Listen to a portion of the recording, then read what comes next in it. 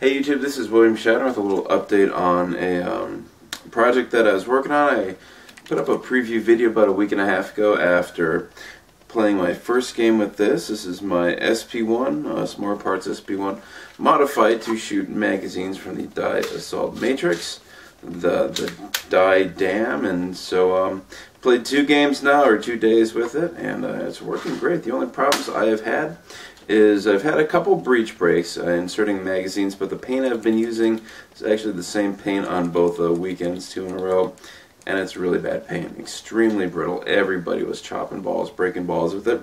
So I'm not going to judge the gun too harshly on that just yet, but perhaps, I guess in the future we'll see how that goes, as far as that goes.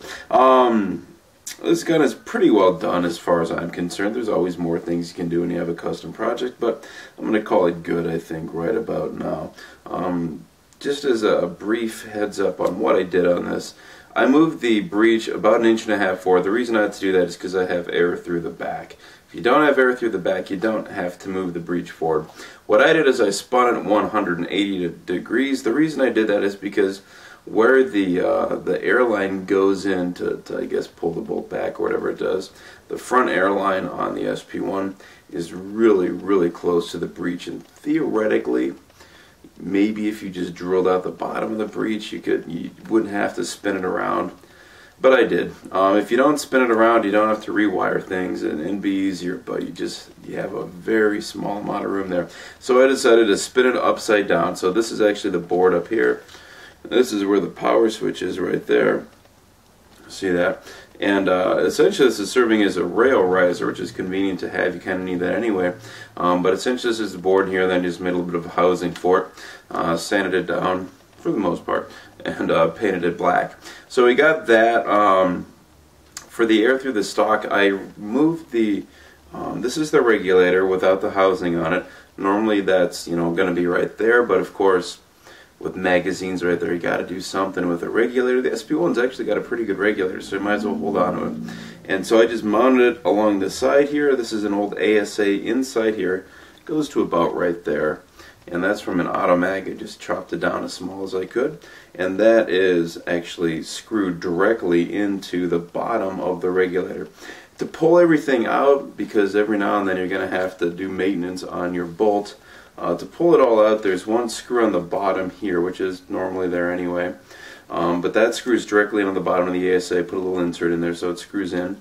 Then you have to take a snap ring plier, pull out that, and then that back end slides out. Then you can unscrew the bolt and get that out and clean that kind of business out. So that is pretty much that. I made a mag well out of some sheet metal. You can see that's actually just sheet metal in there. I haven't painted the inside of it. Die said, when I asked them in February, they said that they'd be releasing the magwell, like you could buy the magwell only for the Die Assault Matrix. They said sometime in April, which, who knows? Who knows when that's going to actually be released.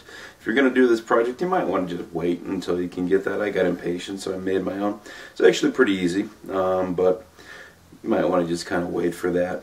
Basically, the only thing I don't think I've mentioned is that you have to basically solder a connection off of that board, run the wires down, get a new little micro switch, about $3 at Radio Shack, attach it down there with the solder for your trigger. Otherwise, obviously you don't have a trigger. But that's the deal, doing it this way. I had an Sp1 laying around, which is why I decided to do this project. If you don't have an Sp1 laying around, it's probably not honestly worth doing. You'd be better off to get a magazine kit from Takamo or Takamo and just kind of mod a gun if you want to do it that way. But if you happen to have an Sp1, or you can get one extremely cheap because they're not too expensive, what you end up with after a lot of Dremel work, a little bit of drilling, tiny bit of soldering, so you have an electro-pneumatic magazine-fed gun that has select fire. It's got through-run burst, full auto, no safety shots or anything like that. It just goes. But it's smooth, it's quiet because it's electro-pneumatic.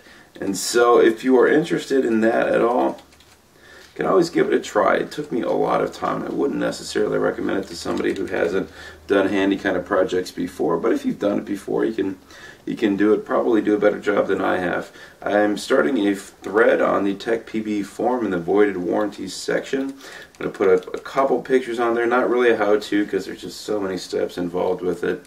But if you're interested in looking at that, go to techpb.com or the forum section and feel free to comment. Thanks a lot.